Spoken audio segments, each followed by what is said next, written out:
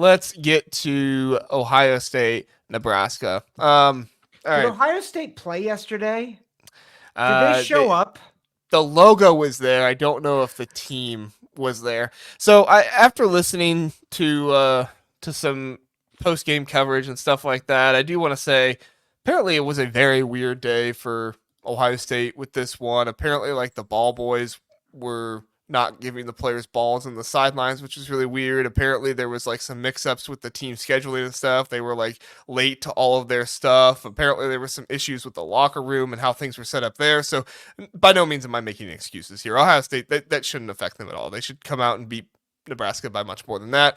But apparently, there were a lot of issues that I think media was trying to give some credit to Ohio State in this one. All I'm saying is if you hear that, like, sure, that does mess a team up a little bit, but the talent gap that is between Ohio State and Nebraska, even with those issues, you should have beat Nebraska by 2 scores in this one. And Ohio State gave Nebraska the chances to win this game. Dylan Raiola had guys running wide open at certain points in this one. You look at the stats sheet and you see Ohio State had a bunch of tackles for losses. That's great. And they do deserve credit for that. But there was also some missed coverage, some guys falling down. They never adjusted to the pick plays. I mean, Nebraska just kept running pick play after pick play, and there was some bogus penalties called in this one as well. One in particular, an offensive pass interference that I'm like, how in the world is that pass interference? I have no idea what that ref is looking at there. Just a crazy, weird game in a lot of different ways. And I mean, credit to Ohio State. They came out with the win at the end of the day, but you, if you're Ryan Day, you can't look like that after the Oregon game and after a bye Nope. week. Nope. Yeah, and I think they're I was listening to the sister show of Kings of the North, Kings of Columbus, just briefly, and I thought what Doug Lesmerises said was kind of encapsulates my thought on this game. You lose Josh Simmons, and you have no backup plan for your left tackle, and it messes up your whole offensive line.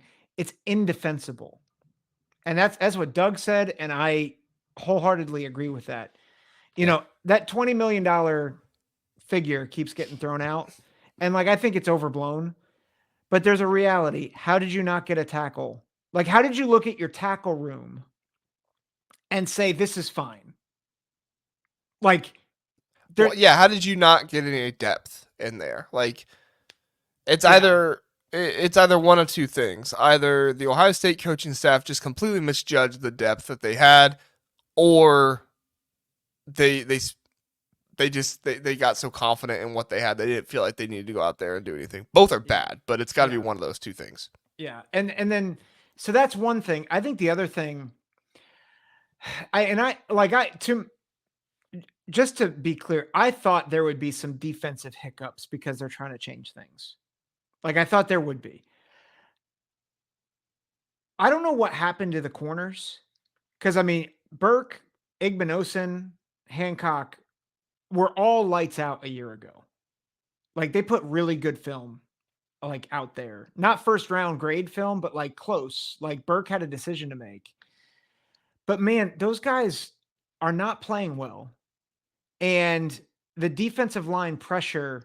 Like I don't know how you have seniors who don't know how to play contain when they rush.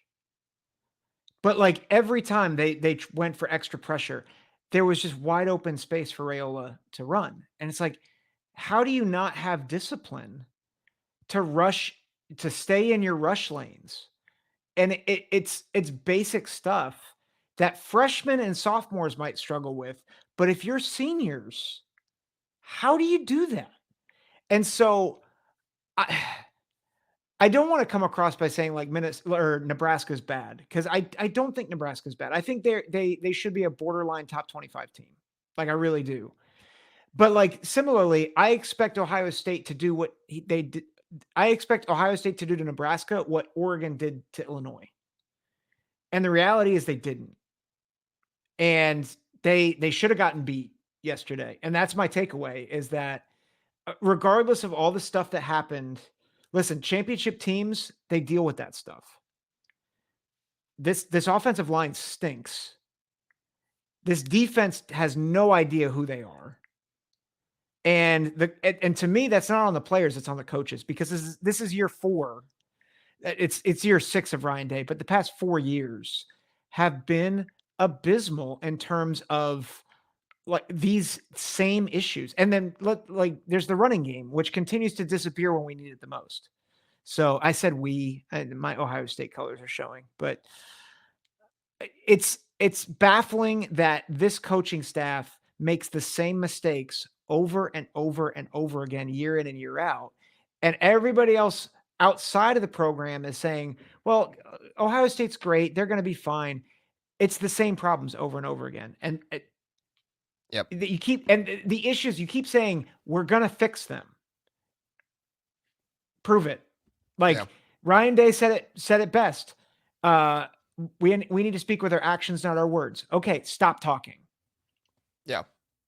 Yeah, no, I completely agree. I mean, the offensive line has been an issue for a long time now. I mean, if you don't know more about the Ohio State coaching staff, which if you're not an Ohio State fan, I wouldn't expect you to. Ryan Day hired his buddy to be his offensive line coach, and it's been underwhelming ever since. They had a really good offensive line when they had Paris Johnson there, which Paris Johnson was always a first round pick. Like he was always that caliber, and you had guys kind of left over a little bit from the Urban era on that offensive line as well. So, that made things a little bit better. But yeah, Fisherman puts it best. There is no fix for left tackle right now for Ohio State. Left tackle is for Ohio State what quarterback is for Michigan this season. There's no answer. And it's a complete failure by the offensive line recruiting, the offensive line coaching staff, and really just the coaching staff overall at Ohio State, that they came in with no contingency plan of what if Josh Simmons, not even if he gets hurt, what if he doesn't play well this year? Yeah. I mean, everybody was banking on he would play well, but then he gets hurt against Oregon in that game. So, but it's not looking good for Ohio State right now. We'll see what happens. There's a ton of different options of what they can do rotationally for the offensive line going up against Penn State, though. But I mean, for somebody's going to be playing left tackle in their very first game against Penn State, and Abdul Carter is going to have a lot of fun. Yeah. against whoever that left tackle is. You better believe they're going to be putting him up against it. Now, Dennis Sutton did have some issues there in the game. I haven't checked back to see what was going on there, or what his health looks like. It looked like a groin issue. Yeah, they said something about groin. So, that could be a piece there, and we'll see what happens with Drew Aller and stuff like that. But honestly, I don't even think losing Drew Aller looks like that much of a terrible thing, because Bo Perbula looked really, really good. Arguably looked better than Drew Aller in that one. So, I mean, we talked about it on the Power Ranking show. I don't think you have a quarterback controversy there, but at the end of the day, it definitely doesn't look like they have much of a drop off between those two, and that's bad news for Ohio State, because Ohio State could really be using as many breaks as they could right now. Zach, let's go over to Nebraska for a second. Nebraska, end of the first half, it is 9-14 or 6-14. 14. It was 14-9 at the end of the half. Okay. End of the half. Or no, 14-6. 14-6. Sorry. 14-6. That's right, because they had that weird thing. More terrible Big Ten officiating. I was talking about this on my JR's Rankings Twitter account, and I immediately had Nebraska fans coming at me. I'm like, oh, well, yeah, don't you agree that Nebraska had terrible calls against? I'm like, yes, that's exactly what I'm talking about. Like, Every Big Ten fan should be rioting against Big Ten officiating right now, because Big Ten officiating is screwing over everybody. It's been awful this season. The pass interference calls that you saw in this game, the placing of the ball, they can't even place the ball correctly. Put a chip in the darn ball. Put a chip in the ball and have them be figuring out electronically where the ball goes. It's completely, it's just terrible that they are asking these refs to not only facilitate everything with the game and referee everything, but also try to place the ball, because they clearly are unable to do so. It was a clear first down at the end of the first half for Nebraska, and it completely screwed them up because they had to burn a timeout, and then from there on out, they weren't able to stop the clock and set up their field goal kicker, which, by the way, the field goal kicker for Nebraska, credit to him. He was 1 of 5 on the year.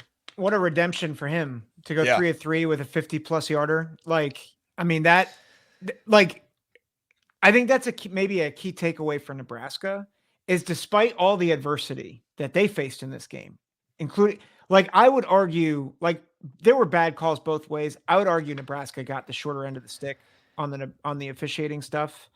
Um I think you could debate it either way, but like John Hole was 1 of 5 as you said, 3 of 3, 54-yard field goal. And really, like, if he doesn't hit that field goal at the end of the half, like, you could make an argument that Ohio State, like, never feels threatened in this game. Yeah. I mean, as an Ohio State fan watching this game, I never felt threatened until Nebraska got up. I always Yep. felt like Ohio State's going to figure this out. They're going to figure this out. And then Nebraska scored that touchdown to get up. And I was like, okay, now I'm rethinking this a little bit. Yep. We're looking at a situation where Ryan Day could be fired on the field after this game Yep. if he loses this one. And yeah, really, Deservedly so, by the way. yeah. At the end of the day, Nebraska should have won this game. They had the Yep. opportunities to do so. There were receivers running wide open. Marcus Satterfield questioned his play calling there for a little bit, but he just kept going with what worked. Jim Knowles never adjusted to the pick plays that Nebraska was running, and they just kept running them, and they kept getting the wide receivers open. Unfortunately for Marcus Satterfield and the offensive coaching staff, Dylan Raiola just missed him. I mean, he just plain missed them. And honestly, we'd be talking about a much different game if he would have hit at least one or two of those throws. Yeah. I want to just say address two things. One, Ryan Day at the end of the game said that the defense saved the game. And I just wanted to reach through the television and say, if you think the defense saved the game, you are a worse coach than I thought. I will say they did in the fourth quarter stop Nebraska. So I can understand from that standpoint. And really, they should have saved the game with Arvell Reese causing that fumble. But of course, that was a targeting call. But I'm not going to get into that. Terrible targeting call. Yeah, it was terrible. But I don't want to look like a sour Ohio State fan, so I'm not going to get into that. I mean, I talk all day about the calls they missed for Nebraska because I really do think they were there. But at the end of the day, like I can see a little bit of that standpoint, but as much as they were stopping Nebraska, there were a lot of plays Nebraska should have hit that would have put them up in this game. So, Brian is asking, he says, if O-line is the reason they flame out at the end of the season, do you think Day will fire Fry? Day has shown a willingness to get rid of assistant coaches in the past. Zach, you can chime in if you want. I'll just say really quick, I think we're past that point with Ryan Day, at least Ohio State is, that you fire the coordinators and blame it on somebody else. I think he's kind of played those cards a little bit, which is crazy because the dude is like 50 plus wins and less than 10 losses. Like, it's just absolutely crazy. But, you can't win the big games, and that's kind of what happened to you in Columbus. So I feel like we're kind of past that point. I really do feel like if Ryan Day goes 9-3 this season, whether that's two losses to Penn State, Indiana, or the team up north, definitely if they lose to that team up north, it's very likely that you could see a John Calipari situation where Ryan Day takes a job elsewhere, or he goes to the NFL because he's so attractive to NFL teams. Yeah, I don't think they'll fire him. I just think there will be some kind of like mutual parting of ways. Yeah, I think the context matters. Like, if if a lot of those players left for the NFL and we didn't get the key transfers, like 9-3, I think would be fine for this year. The problem is you went all, quote unquote, all in on this season by getting the key transfers, by convincing all those seniors to stay who are all NFL level prospects. You can't have that and then go 9-3. It's it'd be the biggest failure, honestly, since 2015, but you weren't going to fire Urban Meyer because he just won a natty. And also he was undefeated against Michigan. So, but it's like, so Urban had the backing of the things that Ohio State fans value most. Ryan Day has none of that. Mm-hmm. Yeah. Yeah. This is a really interesting stat here by Fisherman. It says last time Ohio State kicked a 50-yarder at home, it was 2012. Another failure of Ohio State's coaching staff. Well, and it's a failure under Urban Meyer as well. Kind of crazy to think about that with Urban days as well, because Yeah, that's what every Ohio State fan is looking back on right now. Is oh, Urban would have done this, Urban would have done that. Don't get me wrong, Urban he won the big games much more often, that's but true. yeah. Fisherman says Day's buyout is 40 million. He would be dumb to leave without getting fired. Yeah, I've heard of under the table deals before where it's like, hey, if you take this, maybe you get this stuff like that. I think there's a lot of shady stuff that happens kind of behind the scenes. So I'm not saying you're wrong, Fisherman. Obviously, yeah, he would probably choose to get fired, but sometimes there's other stuff that can kind of You, happen to help with that. Um, and shady things also, happen in college football. yeah, um, how much should Ross Bjork fire Jimbo Fisher for? Like 70 plus million? That's chump change. So, Yeah. yeah. All right. Got Hummus Hero here. Appreciate it, Hummus. Did you see them play though, Philip? It shouldn't have been a penalty at all. It's like they can't tackle guys in certain situations. That's not football. I think they're talking about the targeting. Yeah, targeting penalty lack nuance and have too many ways to interpret. It's just goofy. It's a complete the targeting penalty for everybody right now. I'm not even talking about Ohio State. I'm talking about it for everybody in college football. It's a complete opinion call at this Yeah. point. It's stupid. And it's really messed up because the players have no direction of what they can do. I mean, the Nebraska player literally lowered his head catching the ball. It's the only reason they made head contact. When Like I don't I never even saw the like I saw the with his shoulder, he hit his head. but I went back and looked at it and I didn't even feel like I mean if he hit his head it was very minimal. Like I felt like the most of his shoulder got his chest and the ball. But that's where his head was because he had lowered his head. So he Yeah. had the ball right here and he lowered his head. And so Arvell Reese's shoulder went into where his chest would be. But because he had lowered his head so much, he had hit the front of his helmet. Yeah. And then obviously punched the ball out, which got the fumble. And yeah, that's what I'm saying is like you can intend to hit a guy in the chest and you do it. But if he lowers his head, then you got targeting, you know? Yeah. So, Yeah. yeah, it's football, people. Just happens sometimes. So, Yeah.